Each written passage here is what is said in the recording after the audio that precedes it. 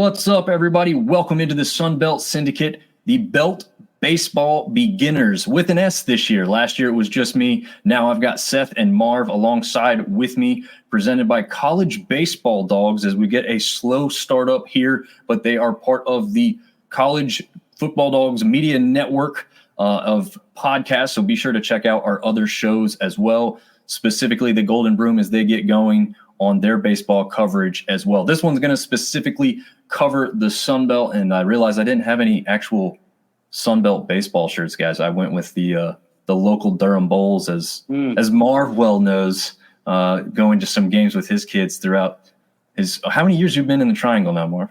11 or 12. Dang. Yeah, since '08. Yeah, so shoot, longer than that. Nice. And you Braves gear, Dom. Yeah, well, yeah. I'm not something like that. Yeah. They are the local team for us, I guess, right? I guess they're probably about it. They're probably the local team for like the Nationals are technically closer geographically, but the Nationals are terrible. So, well, they were good, right? About 10 years ago. Steven Strasburg, Bryce Harper. Yeah, they traded every one of those away. You need to get on the ball, man. That's a long time ago. Well, no. But I'm saying when they were on the team, Yeah. They had Juan Soto at that time too. Yeah, that's crazy. But I guess if you think about it, between the Nationals and Braves, that probably covers like half the Sun Belt as far as like teams that or fans that are likely a fan of one of those two teams. Maybe not the Nationals, I guess, but maybe our Texas people are probably going to be Rangers or Astros fans. Yeah, that's true. I guess I'm thinking of the East teams more because you got Georgia State, Georgia Southern. They're probably Braves fans. I would assume. I guess. Well, no. How close is the closest Jacksonville? Because like Statesboro is real close to Jacksonville, but there's not the closest. No. Tampa, Miami. Yeah. Okay. Nobody's there. There's nobody that's a Devil Rays fan. So Hey, us Durham Bulls people. We move them up. But going back to that, Marv, also tell people kind of your background in baseball real quick before we get rolling along. Yeah, I grew up in Greenville, North Carolina, big baseball town. Played baseball pretty much my whole life into my teens. Wasn't ever really good at it, but always loved the game. I got two kids that play ball. I coach in our local Little League, and my son plays travel ball, and I coach on that too. So around the game a lot, and happy to be here talking about college baseball, which, to be honest, I don't know a ton about. And hey, that's why we got the name of the show. We're all kind of learning in the same process. Seth, let us know. You just covered it a little bit. You're a big Braves fan, but in general, what's your baseball background for everyone? Grew up playing baseball all through Little League, and when I got into high school, I focused more on football. And then here lately, I've coached the youth team the last 2 years. Don't get to go to as many college baseball games as I'd like, even though during the summer we do go to quite a bit of the Boone Bigfoots. It's like a summer league, wooden bat baseball league. So they take the mid-major like college baseball players, turn it into a summer team. So those are fun to go to. But go to 1 or 2 app games a year, being in Boone all my life. So try to catch as many as we can. Yeah, very nice. Going to go to some more this year, right? For sure. We're definitely going to try and all probably go to. I know Marv and I probably are likely to go to the Duke App State baseball game. They seem to play Duke in the Durham Bulls baseball park of all places. Free attendance for those that happen to be in a triangle. I know the other basis of the show we'll get into before we get too far along here is we're trying to cover every team and not a deep dive. As the show calls itself, the Belt Baseball Beginners, we're not going to be the statistical guys running through a gamut of a bunch of stuff. We'll obviously mention some of that here and there when it makes sense. This one's going to be real an overlook to start the season as we look at kind of what happened last year, what we expect to happen this year. So we'll kind of start with that. I guess, guys, we had 5 teams make at least the regionals, and we had Southern Miss go all the way to super regionals last year. I guess we're all kind of newer to this, but did any of that surprise you? I mean, did you guys know where Sun Belt baseball stood? Or I guess we'll start with Seth at the bottom. I mean, you've been in Boone a little bit longer, even though that's still a little newer to the Sun Belt as far as baseball is concerned. But I mean, was them being up towards the top, just outside of those regional teams, is that kind of surprising to you? Correct me if I'm wrong, but did I see that there was only 3 other conferences plus the Sun Belt that got more than 4+ teams in the tournament? I think it was the ACC, SEC, and maybe Big 12 and Pac-12. Big 12 and Pac-12. Pac-12. Pac-12. So, baseball is a whole nother dynamic. You know, we're all used to watching basketball every Saturday or every Sunday, and you're only getting one team in. So, you know, in baseball, it's a whole nother monster because, I mean, it's such a long season. Anybody can beat anybody. So, I mean, those 4 teams kind of separate themselves throughout the year. So not necessarily surprising, no, but I'm trying to remember back. Southern Miss they had to go to game 3 they were almost in the College World Series, right? Were they in the Super Regional, Southern Miss? They were. Yeah, they hosted the Super Regional down there, and I think was it Tennessee? I think that took them to the limit. Yeah, right? they beat. I think if I can remember correctly, they beat Tennessee the first game pretty handily, and then it went into game 2, and Tennessee took that, and then I think it had to go late into game 3, and separated. I think Tennessee got in on that game, but then I'm trying to remember back. Did Coastal host the Super, or did they get knocked out in the regional? I can't. They didn't make the Super. Yeah, they were hosting their regional and got knocked out in their own regional, which was, I mean, a little surprising. I think, gosh, do you guys remember off the top of your head who they had? Did they have Northeastern in theirs? I can't remember. I can't either. I want to say they did. But anyways, regardless, Marv, I mean, from what you know, what are your thoughts on what we ended up with last year? I mean, I guess the other thing that we can cover here is baseball is a vastly different animal and beast than football and basketball when it comes to where the Sun Belt falls in the hierarchy of good quality conferences. I mean, they might be 4, 5, 6 at the worst, which I guess would actually put them on par with about football. But I mean, where do you think when you think Sun Belt baseball, you're pretty sure that we have quite a few talented teams in this conference? Yeah, I mean, you got to also keep in mind how much the dynamic of the teams in our league have changed through expansion. So, I mean, if you look at, 2 of the teams that made regionals, Coastal, fairly new, and Southern Miss, fairly new as well. Coastal kind of probably the flagship baseball program now, won a national championship less than a decade ago. Southern Miss has always had a good program. I remember when we came into the conference, Louisiana, if I can remember correctly, was kind of the class of the conference. Texas State might be a little surprised, and Troy might be a little bit of a surprise, but kind of looking at what Troy returns this year, they should be well deserving, towards the top of the league. But with the additions, I think it kind of makes sense where we are because we added some really good baseball programs. Yeah, Southern Miss definitely takes the cake on that one. Marv touched on Louisiana. Let's just be real. Us 3, we're huge football guys, and the cream of the crops in Boone, if you're talking about a football atmosphere. And I think if we're talking baseball, our bucket list, from what I've been told, would be Louisiana.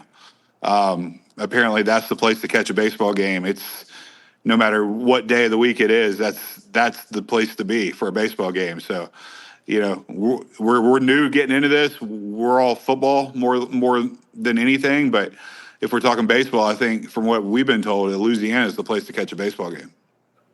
Yeah, I think between Louisiana and Southern Miss. Now, I think why I'd side with you on the Louisiana aspect is because from what I've heard and from what I've experienced for football, that fan base is much more inviting. And it helps that we're an East team when it came to football, right? Like, you don't see them real often. There's not a big, massive rivalry that kind of started to be there for those championship games.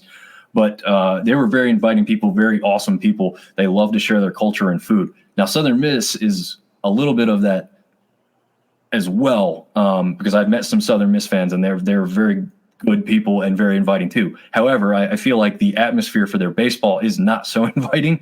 But they sold out season tickets to baseball last season, and they've done it again this year. So as far as a packed house with people going crazy for baseball, Southern Miss to me takes the cake. But as far as going and having an all-around amazing time with stuff away from the field as well, I do think I'd probably favor Louisiana because I feel like that would be a little bit more inviting. I think you guys may have heard this too, but after the game, the boosters or somebody from Louisiana does like a country boil and like lays out all this food, and the guys from like both teams just go through line and get whatever they want.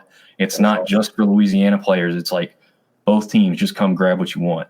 Someone can correct us if I'm wrong on that, but that's what I believe I'd heard. And I know, right? Yeah. So it just seems like that would be the place to be. And you're right. I think the Cajuns were coming into this. You know, what's interesting is historically, if you go back even further, South Alabama has been one of the top teams in the Sun Belt, if it were to exist the way it does back then, but certainly just one of the better teams when you look at history. But you can see them now. I think what they finished 11th last year with a 11-19 record in conference and just 23-31 overall. I believe they ended the season on a 4-game winning streak. So maybe a little hope towards this season, but I don't really see them climbing out of the basement. Is there any team, either South Alabama, Arkansas State, ULM, or Marshall, that you guys maybe see takes any kind of big jump, or do you think those kind of 4 teams kind of remain towards the bottom there? I don't know enough about them to really give an opinion. I mean, just kind of looking at what the coaches are thinking. Obviously, they know the rosters pretty intimately. Those teams are kind of towards the bottom. So, I guess until we see them play and learn a little bit more about them, I can't really make a judgment call. I'll put up sorry, Seth, put up the preseason coaches poll as you talk about this, Seth. So sorry, go ahead. No, going along with what Marv said, baseball is kind of a whole nother monster. You're not gonna go from winning 10 games a year to winning all of a sudden 25 the next year. It's a climb each year, and I think the root of it is going to be pitching. Depending on what your pitching looked like the year before, it's not going to make a drastic turnaround in 1 year. So it's kind of a rebuild, not necessarily rebuilding, but it takes a little bit of time. So, maybe you see 4 or 5 wins more this year than say 2 years from now. I think that's when you could really see a turnaround. But, if it's consistently, bottom of the cellar, it's probably at least 2 to 3 years before you could expect anything to even remotely start building up.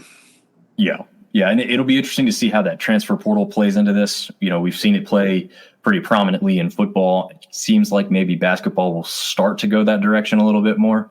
And it'll be real interesting with baseball because there's just so many other players to grab. I think I was just listening to the Monarchist podcast, which is ODU podcast for those unaware. They have a baseball-specific podcast. They just got a guy,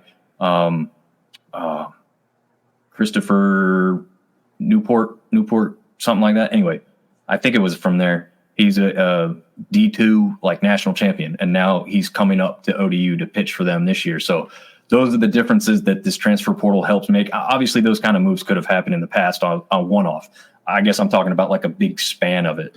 But just to list off for those that are maybe just listening in the background or listening to the audio version, the coaches poll in order from last to first has Arkansas State, ULM, Marshall, Georgia State, which is a little surprise for me, at 11, JMU at 10, App State at 9, South Alabama they do have at number 8 for preseason, Georgia Southern at number 7, ODU up at number 6, Texas State 5, Cajuns 4, Troy number 3, USM number 2, and number 1, as Marv mentioned, kind of the class of the Sun Belt as is, the Coastal Carolina Chanticleers. I guess we'll come back to this again. I want to jump back into what we think maybe stood out at all from last year as far as big wins that maybe we think we can do, or do we want to jump into kind of how we did against other leagues? Is that a bigger thing to cover? What do you guys think is kind of more important here? Dom, do you have Coastal's resume in front of you from last year? I do, sir. I know Wake Forest, right? That was yep. That was a slugfest, correct? Yeah, they won 13-11 over Wake Forest. If I'm not mistaken, Wake Forest is preseason number 1 in some polls. I mean, they got the top 3 pitchers. They got 3 pitchers in the top 10 of pitchers. Yeah. And as we all know with baseball, pitching wins. That's your weekend rotation right there. I mean, that's crazy.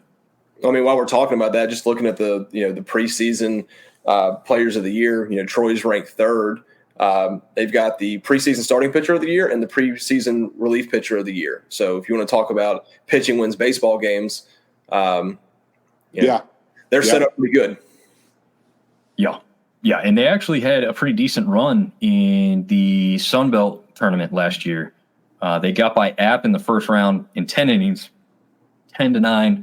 They put up a pretty good fight against Southern Miss, the eventual champions of the tournament, and went down 7-6 to them. That put them in the game with App for the third time, or the second time, I guess, but their third game of the tournament, where they ultimately fell 14-10. But that was just a crazy game. I felt like those two teams were very neck and neck, at least at that point in the season last year. So it'll be interesting to see if Troy can kind of stay on top like that. I think, to me, not knowing fully where they should kind of end up, Troy was a little bit of a surprise to me. So was App, actually, to be honest with you. Going along with what Marv said, Dom, like pitching's the name of the game. Because if you think about towards the end of the year, you're playing, if you lose in the first round of your conference tournament, you may have to play 4 back-to-back games. You think about it, and then even if you get through your conference tournament, then you go to a best of 3, a regional, you lose that first game, then you're battling back all weekend. Setting your rosters, your pitching, obviously your hitting's going to take you a long way, but your pitching, that's kind of, if you look at the top teams in the Sun Belt, that's where you're seeing your dominant pitching at, and everything else will fall into place after that. Yeah, I want to amend something I just said. Southern Miss, there's the preseason players of the year. There's 3 starting pitchers, 1 from Troy, 2 from Southern Miss, and the reliever is from Troy as well. So, kind of makes sense why they're at the top. You got to pitch. Yeah, definitely makes sense. And honestly, I think consistency. It's consistency. You can, like we talked about, anybody can go out and beat, North Carolina or Wake Forest on a Wednesday, but it's stringing those wins together all year. So it's all about staying consistent. Yeah, absolutely. I think that's why we're seeing Coastal Carolina up at number 1. Obviously, they were very good last year. They won the regular season title. Not that means too much in the end when you bow out ultimately earlier than you want, but apparently that was their kind of weaker spot. I don't know if I call it weak, but that was a spot that they needed a little bit more consistency at, and definitely a little help. Apparently they've done that, and they also had some guys that were younger last year, so now they got a year's worth of experience to lean on, and it makes sense why they're kind of returned to the top of this poll. Obviously, Southern Miss did lose their longtime historic head coach in the offseason, much like App, and we've seen with Louisiana in football. They did keep a guy who's aware of the program and the culture, so I don't really feel like Southern Miss will fall off, and I think that's why you're seeing that respect there at number 2. Cajuns kind of the same way. Again, Troy was consistent, very good last year. They're up there at the top. Texas State, and Texas State's got ability to really be like a ranked team quite quickly. They play a pretty tough schedule up front. They've got a couple ranked teams right off the bat here, I think, and so if they could beat a good number of those or win a good number of those games, I think you're going to find them jumping up to the top of the Sun Belt here very fast before conference play really starts. As far as the big streaks from last year, I mean, Troy, we just spoke about, they strung 11 wins together. So insanely, I think, ODU had 12. I think that was the only team that had a bigger win streak last year. Oh, no, I'm sorry. Missed the obvious one. Southern Miss had 14. Right. So that's what you saw. I mean, 2 of those teams are way up to the top. ODU's kind of sitting there closer to the bottom, which is kind of surprising, but, I don't know. I did look up a statistic. ODU hit a ton of home runs last year. I think they were in the top 15 or at the least top 20 in home runs on the year across all of college baseball. So it seemed like the run support was there. The defense maybe let up more than they should, and the pitching obviously wasn't as good to keep them. Well, also, I mean, I don't have a stat sheet in front of me, but when you live by the home run, you die by the home run. So it could be one of those situations where you're either going a long way or you're sitting on the bench. So either a long bomb or a strikeout. So could go either way on that. Very true. Very true. Let's see. You guys want to go and jump into opening weekend matchups here real quick? Yeah, let's do it. 100%, yeah. Let's do it. All right. So we've got the two Georges up against ODU and Coastal Carolina. So George Washington will travel to ODU. I'll favor ODU. Anybody taking the upset in that one, or everyone think ODU will take care of business in that one? I'm going to go with ODU at home. George Washington wasn't that great last year. So, yeah, I'll take ODU. Yeah. This is pretty tough to do at the beginning of the season, especially not knowing a whole lot about it. Maybe 2 or 3 weeks we can do this a little bit better. But Seth being on the road doesn't have the advantage of everything in front of him. But I'll just go ahead and tell you that George Washington was a 21-34 record overall last season. I believe they played James Madison last year, and James Madison beat them. I think swept them. At least won the series with them pretty soundly.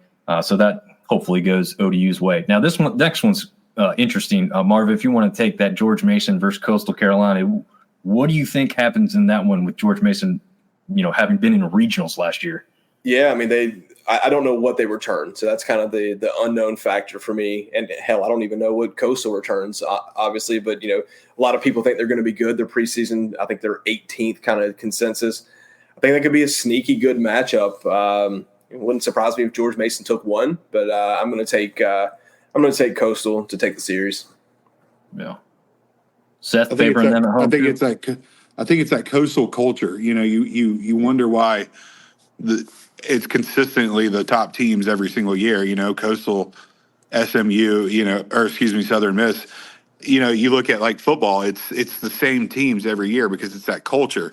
They recruit. You recruit those kids that for that certain reason, and let's just be honest. Coastal recruits baseball players, so it's a juggernaut every year. Like Marv said, like a sweep is tough, but I would expect Coastal to take at least 2 or 3. Yeah, no, I definitely would too. And like you said, it's a little easier to recruit guys for baseball when you're real close to the beach. Yeah, and you won a national championship. Yep. Yeah. And you got a nice stadium. I mean, Coastal's, I walked by it for football. They got a beautiful stadium down there in Conway. So speaking of cultures, Arkansas host James Madison. Any chance, James, you can steal a game? Because I don't think they're taking that series. Woo pig. It's baseball. There's always a chance. Who knows? Maybe JMU has a stud that just throws a gem and, they get a couple runs. But Arkansas is pretty darn good. Wouldn't be surprised to see them in Omaha if they live up to the expectation. So I'm gonna get the broom out on that one. Yeah, I think I'm favoring the broom there too. First series of the year, and you're going against a team that went 43-18 last year, knocked out in regionals. They didn't quite make super regionals, but they were. Didn't Tennessee do the same thing 2 years ago? Weren't they the number one seed, and they got knocked out of regionals, or it might have been supers. It seems like anything could happen when you hit your regional tournament. Anybody can get hot at the right time. Sorry to go down a whole nother road there, but you were talking about Arkansas not living up to expectations in the postseason. But yeah, I'm all for the Pigs this weekend for sure. Yeah, I think so. I think it's too much strength over there with the Razorbacks. Marshall, one of the worst, actually the worst team in the conference of last year, takes on College of Charleston, who went 36-22. This one may be another sweep, but I don't know. I guess on the basis of this, do you think Marshall makes any kind of big jump? And to note why they may have had such a bad record last year, if you don't know, they were not playing any games at home. Their stadium was under construction, so they played in like a minor league ballpark that I think was at least half an hour, if not a little further away. Wow, so they're going to be playing in the comfy confines of home. Not in this series. They're going to go down to Charleston for this one, but for this year, they'll be back in a real, true, tried and home stadium of their own. So not only do they stand much of a chance against Charleston, but do you think they just ultimately have a better season this year because of that? Marv, we'll start with Marv, I guess. Once again, don't know enough about their program. Don't know anything about their history in baseball. I know they got a great soccer program. Got a little history with College of Charleston from the old Sun Belt days. And College of Charleston looks like they're a pretty decent baseball team. Once again, it's baseball. Could they win the game? Yeah. Could they win the series? Yeah. But not knowing anything, if I had to put my money on it, I'd say College of Charleston gets the win. And once again, the coaches know a heck of a lot more than we do. Not like coaches have never been wrong and pick someone to be at the top and they weren't that great, or pick someone to be at the bottom. They had a great season, but I just don't see it. Yeah. No, I don't either. I'm all in on the Cougs this weekend. Like we talked about earlier, you hardly ever see a team go from the bottom to even jump in 3 or 4 spots in 1 year, but it could be a long year in Huntington. I'm all over the Cougs this weekend. You're a fan of the Cougars, Seth? Is that what you're trying to say? Oh yeah, go Charleston. Charleston's got a good football team too. Yeah. Still undefeated. Yes, never lost. Oh man. All right. So some of our hometown teams, really, App State going to Gardner-Webb, traveling off the mountain as they typically do to start the year with the winter weather they got out there. Seth, any snow on the ground in Boone still right now, or is it all? Yeah, there was a little bit of snow this morning. I was hitting golf balls last week, and now there's snow all over the ground, but not necessarily the disadvantage that Marshall has. But I was looking up ASU's schedule a day or two ago, and it's a solid month or a month and a half before there's even a home game in Boone. It's hard to even get into baseball in Boone until, at least after Easter. So it's not to say people don't come out and watch them, but, it's hard to get into it until the weather breaks in Boone, which is usually, mid-April. So I don't know a lot about App this year. I know that they lost their Friday guy, Xander. He was a stud. He was a stud. That was their stud. And not real sure. I know they got one guy on the first team all Sunbelt, right? Yep. Outfielder. Yep. Okay. Other than that, I don't know a whole lot. No. Yeah. And I think I know even less about Gardner-Webb. I mean, Marv, I assume you think App will take this first series, whether it's 2-1 or 3-0, I guess is the big question mark maybe? I mean, I would hope so. Being an App fan, Gardner-Webb was 31-25 last year. Don't really know who they played. I would like to think we could take 2 or 3. That would be a good start to the season. I felt like we played a lot of our better baseball at the end of the season last year, and hopefully we can continue that momentum. But we did lose our stud pitcher, so got to replace him. Got to get the bats going and see what happens.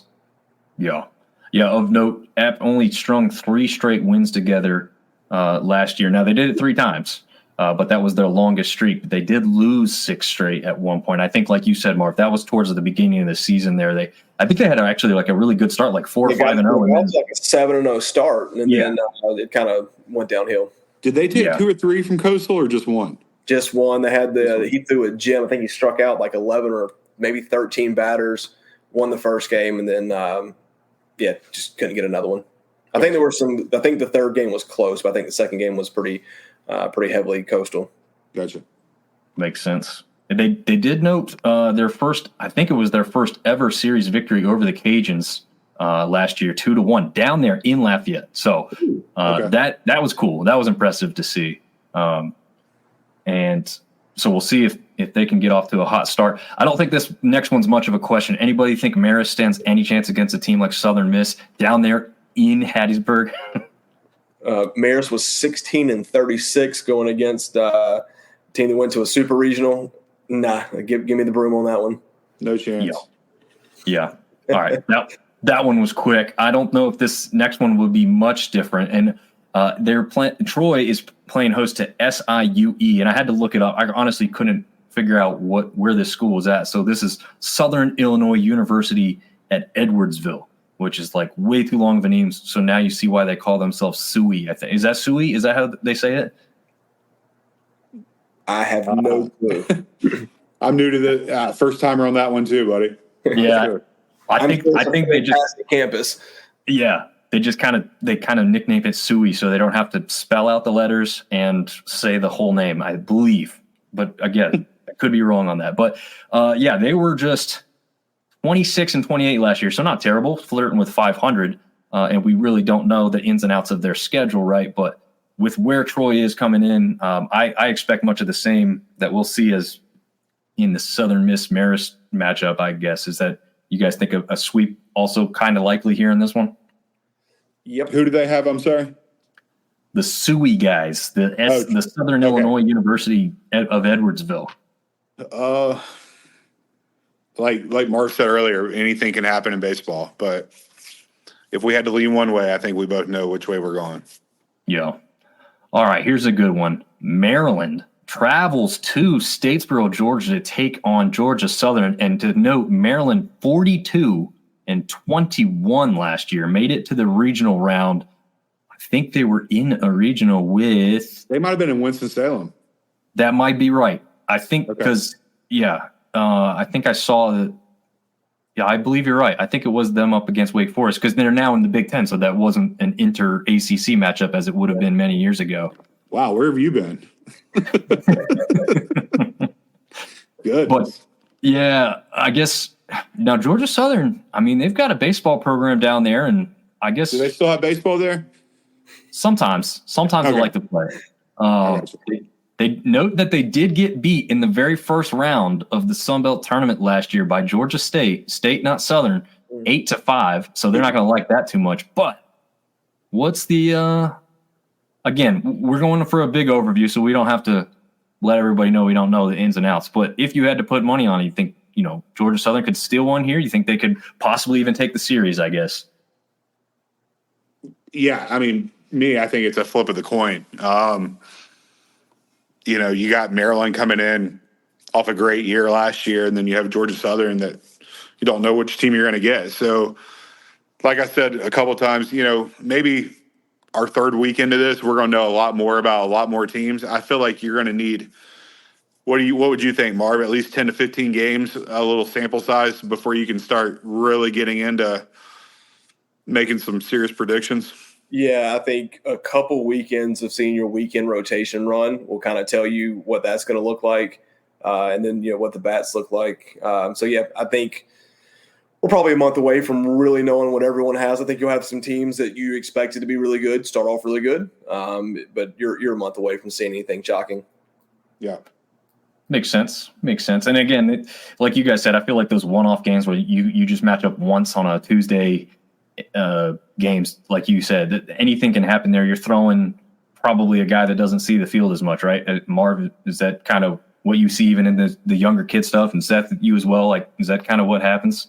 Yeah, I mean, the crazy thing about baseball is, especially with as many games as they play, you could be 5 games out and close within 5 games in a week and a half. So, like Marv was saying, a slow start doesn't necessarily mean it's the end of the world, but, you could pick up 3 games in 3 days. So, I mean, baseball is a whole nother animal, man. There's somebody could be on one day and somebody could be off, and anybody could be anybody. It's like what we touched on earlier. It's consistency. It's stringing those wins together week through, week in and week out. So baseball is just about putting them together, man. Yeah. But going back to this series, my inner app fanhood will not allow me to pick Georgia Southern to win this series. So I'm going to go Maryland. Secretly, I would like Georgia Southern to take 2 out of 3 just because it's going to be a bolster for the conference. Yeah.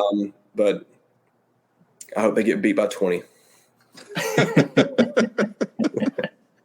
Well, hey, while we're on the subject of like Big Ten and ACC here too, with a couple of these recent ones we talked about, to note that the conference as a whole, Sun Belt, against the SEC and ACC last year was 9-34. Ooh, mercy. Yeah. Ooh. Now, had 5 wins against the SEC and 4 against the ACC, but you had 16 losses to the SEC and 18 to the ACC. So we've got to step our game up there. Just to note, Big 12, 4-7, not bad. I mean, I think throughout last year's podcast that I did solo, I was referencing between the Big 12 and Sun Belt who was the better conference throughout much of the season. And that 4-7 mark kind of shows that. I think, I don't know how many matchups we have against them this year, but I feel like if it was the Sun Belt 7 and Big 12 4 this year, it wouldn't shock me in the least. So I'm going to take the train off the track just a little bit. Yeah. This is a homer statement, but what year, remind me, didn't App go to LSU and take, was it 2 or 3 they took? It did take 2 or 3. That was a long time ago. I think that was back when Maryland was in the ACC, right? Yeah, well, I think we made a regional. If I'm not mistaken, we made a regional that year. That's when Pollard, right? Yeah, who's now at Duke. Baseball coach. They beat Virginia, and then they beat Oklahoma. And Oklahoma had to beat them twice. Yep. And then Oklahoma beat them twice, and Oklahoma went to Columbia and got smacked by South Carolina. Yeah. And I think right after that, Pollard left to go to Duke, and he's been there ever since. Never left. Turn them into a powerhouse. I mean, Marv, do you have the overall rankings or predictions in front of you with where Duke's supposed to be this year? They're up there in the top 10 or something. They're in top 10. They've been a solid. I mean, ACC's got several teams. UNC, NC State, Wake Forest. I mean, ACC's a baseball conference. Yeah. And to note, I think there's a couple teams. I think Coastal goes to Wake Forest and UNC this year. So they're coming kind of close by to the three of us. Coastal comes to Boone this year too. They do? I forgot about that. That's pretty awesome. Yeah. That's a big one for sure. Duke's number 12. Okay. 12. Okay. Yeah. So just outside, but with literally the first series or first weekend series, they may jump into the top 10 depending on what happens above them. All right, we'll jump back into this. Arkansas State, Omaha. I really don't know what to make of this one either. Omaha was only 21-28 last season, but Arkansas State was 20-31. So pretty much identical records, really. Maybe I'm favoring Arkansas State because they're opening at home with Omaha traveling on the road. That's a coin flip to me. I'm going to take the home team. It can be 2-1 either way. Yeah, I agree. Yeah. I have seen something where Arkansas State has put some really good players in MLB and stuff. Though maybe I'll favor them to take that one 2-1 since they have some players. It just seems like the team here lately hasn't been the greatest. Youngstown State. This is the advantage the Sun Belt has, right? Talked about this last year, but it seems true again this year. A lot of these teams that are in the colder, bad weather to start the baseball season are traveling down to warmer Sun Belt climates. It's a pretty big advantage to host some of these larger teams, especially Big Ten teams, to have them come down to the Sun Belt early on. That's not what's happening exactly in this matchup, but Youngstown State up there in Ohio is going to travel down to San Marcos to play Texas State. Youngstown State, what are we looking at here? 1936 last year. Whew. I'm favoring Texas State in a sweep here, boys. I don't know if you guys feel any different in that one. I can see it. Yep. Yeah, I think too much power there. Wright State is going to take on Louisiana, a sneaky one. I mean, when I think of baseball, I never think of Wright State. But what do you guys think? I mean, this is a team that made regionals last year, 39-23 overall, while the Cajuns, were sitting there at 40-22. Also, both of them made, the regional aspect. So I think this is another one that could go either way. We sound like a broken record, but it could either go a sweep or, 2-1, whatever it may be. Once we get some games under our belt, I think this is going to be a heck of a lot easier to try to, and we can actually put some stats with it at that point too. Yeah, that's true. Some streaks or something. If a team. I have an idea as I'm sitting here thinking about this. Yeah. Something that would be fun each week if we had a list of games, like how they do on College Game Day, you have a guest picker and you keep the standings of maybe we could pick 3 series each week, and then we'll keep a running tally, and then whoever loses has to streak at the next football game or something, something. I can have my oldest son Mason get up here and just give you his listening to his dad's Sun Belt bias. That kid's a ringer, Marv. It's not fair. I told Dominic. I told Marv the other day. Have you seen the movie Moneyball? Yep. That's Marv's 8-year-old son. Okay. So we do need to include him. that kid could be on. He could be here with us, and he would know more stats than the three of us combined. He's a future front office guy in baseball for sure. The way that we were flipping through baseball cards the other night, and I mentioned a card, and he was just like, "That's in a different case," and goes to it, flips to the card, and was like, "That's where it is right there." Like he has a catalog of where all of his cards and can tell you where they played, when they were drafted, what their stats were. He's I don't know, it scares me. Yeah. Dang. Yeah, we do need to put him on this because then, like, at the end of the year, we'll all look foolish and they'll be like, hey, give this kid a podcast and let these other three schmucks go do something else. Yeah. No, but Seth, I do love that idea. So I'll give us some homework, maybe not tonight, but at some point before this weekend, we'll at least put the first one together. Like you said, we won't do every series, but we'll do a couple here or there, maybe the big ones to start off with. I think that's an awesome idea. So be on the lookout for that on social media from each of us. ULM and Missouri State, again, probably falls in that same kind of category. Missouri State 33-23. ULM was 17-37. I'm taking Missouri State 2-1. Go. Yeah, I think so. Yeah, I'm going to go the other way on this one. Yeah. I think, Seth, that might have been one you might have gone to last year, or I asked you about at some point, because I know ULM went up to App and beat actually, I think they won that series 2-0. I think I have it marked down here. Yeah, there you had the 2-0 series win over App State because the last game was canceled due to weather. So it seems like, with what App had done last year, they were a pretty good team. ULM went up there to their home place and beat them there twice. Who knows what would have happened in the third game. But yeah, I mean, I see like what you're saying there, Marv. Missouri State's probably the better team in and out, but ULM seems like they had the talent to at least take one away. Hopefully they can take two because they're playing at home, but we'll see. I wouldn't favor that, I guess. Like you said, there's probably not putting any money on that one. Maybe ask your son for some tips on that one, right? He's going to be like, who's Missouri State? But then he would tell you who played there, and it would make sense. True. You'd be like, oh, by the way, so-and-so went there. Yeah, that's awesome, man. One day I was like that with hockey. Back in the day, I was like that with hockey. Not so much anymore. You get a real job and stuff you have to actually care about. No, not me, dude. Not me. I could do college football all day long. I could tell you exactly where they played and when they played there. It's true. Back to the wing tee and everything else. Oh yeah. All right, two more series to talk about real quick. Georgia State goes up against New Orleans. This New Orleans team seems to be all over Sunbelt schedules. I guess probably because they're just kind of right there in the heart of Sunbelt West teams. I know there's not an East-West in baseball, but essentially they're right there as an easy schedule, not a bad travel. But this one's going to have Georgia State going down to them, and they were 36-24 last year, so a pretty good baseball team overall. And Georgia State probably not really respected. What did we have them in that poll? They are 11. 11th, yeah. I don't know about that.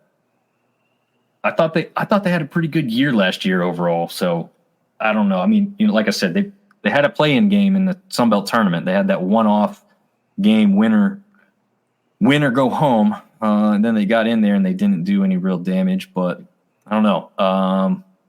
This one wouldn't surprise me either way. I guess I don't think any one team is way higher than the other from what I've seen from under Brad. I don't think so. I'm going to go New Orleans. They're better record playing at home. Zero logic behind that. It's New Orleans. Mardi Gras. It's Mardi Gras, Marv. Yeah. Oh, it is Mardi Gras. Yes, Mardi Georgia Gras. State's going to go down there and hit Bourbon Street, and then New Orleans by 1 million. Yeah. That's a smart pick because distractions. You're right. Hey, note that, and let's talk about that next week. We'll see how New Orleans did over the weekend. Okay. No, that's a good one. That's a good one. So the last one to finish up with here before we talk quickly kind of about maybe where we expect with our very, very small amount of expertise, if you even want to use that word with us. But South Alabama hosts North Alabama. So it's the Civil War of Alabama, guys. I mean, there's nothing more exciting than a North Alabama, South Alabama matchup in any sport. I think they've got that on ESPN this weekend, actually. Yeah, headline game. You know what's disappointing is that the app series is not on ESPN Plus, so we're not even going to be able to watch them play. But really, Yeah, but just going back to this matchup, North Alabama was 14-37 last year. And South Alabama is kind of mid-tier Sun Belt. So I'm going for the South in this one to prevail. I'll go with you. I was going to say, Seth, does the South rise again? Could care less about this one, but yeah, let's do it.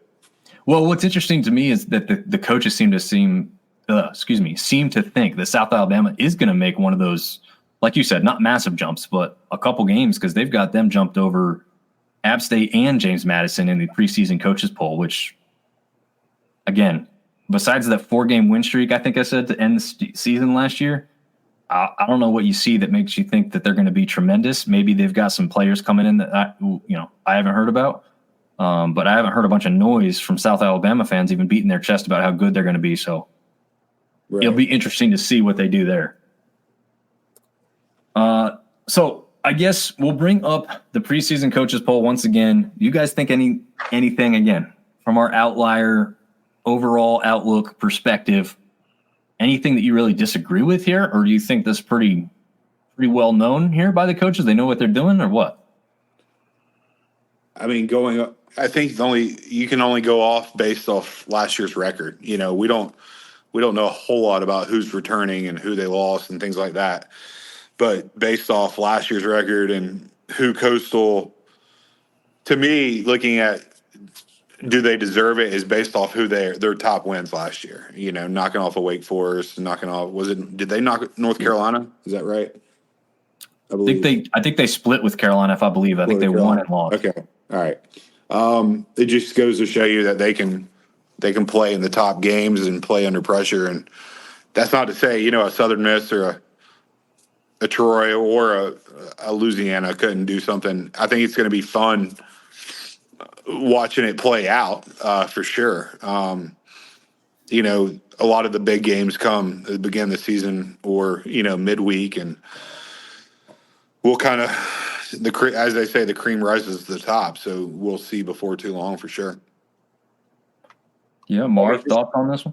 I mean, just looking at it, the conference is kind of top heavy, to be honest with you. I can see the top 5 teams being the top 5 teams, maybe not in that specific order. And then it's just kind of everybody else trying to take a step forward for the next year.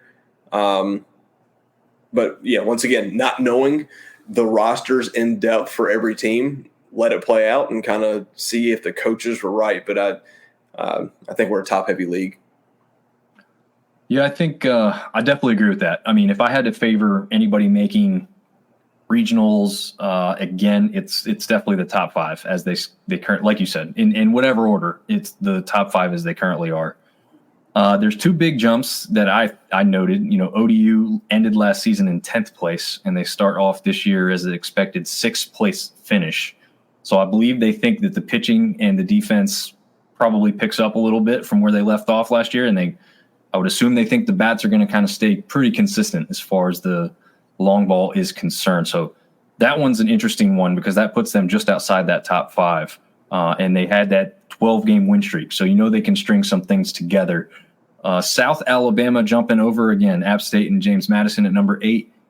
I don't know about that one. I mean, they did win 4 games in a row 3 different times, but they had a losing streak of 10 straight games. I don't know if I see like a 2-team jump there.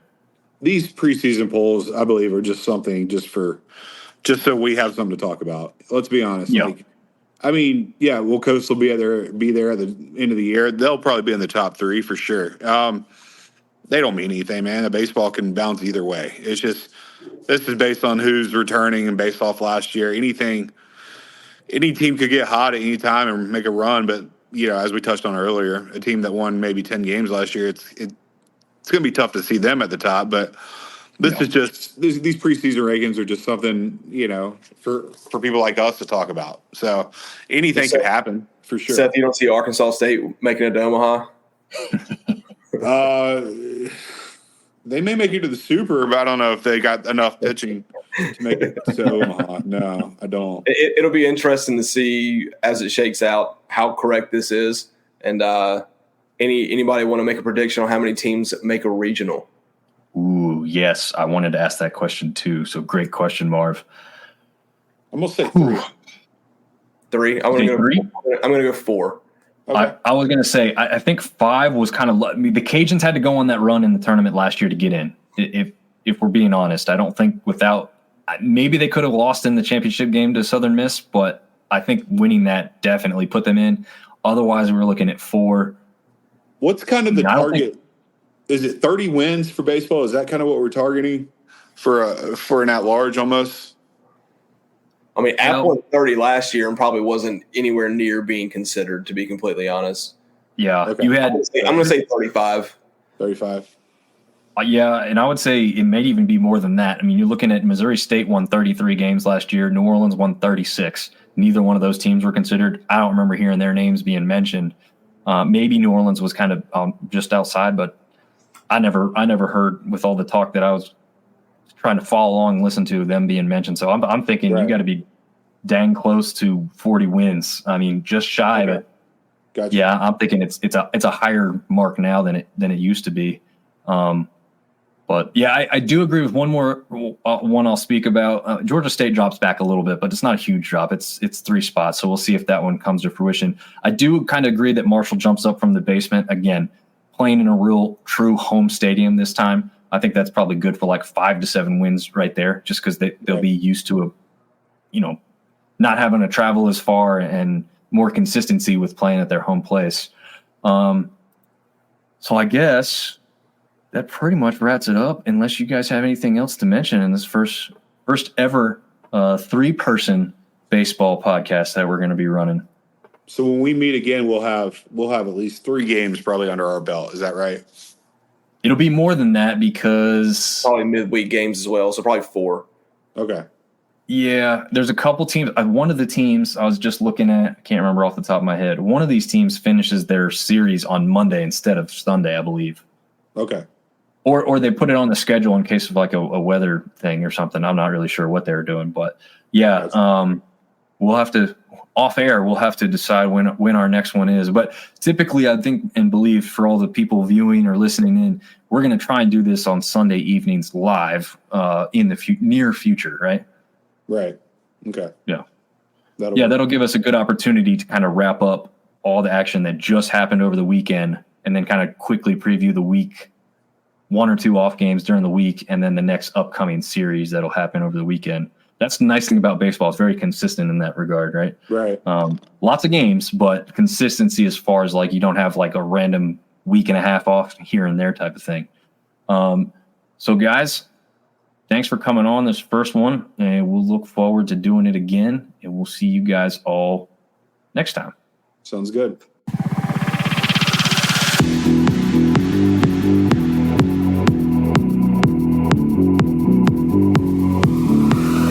Sunbelt Syndicate.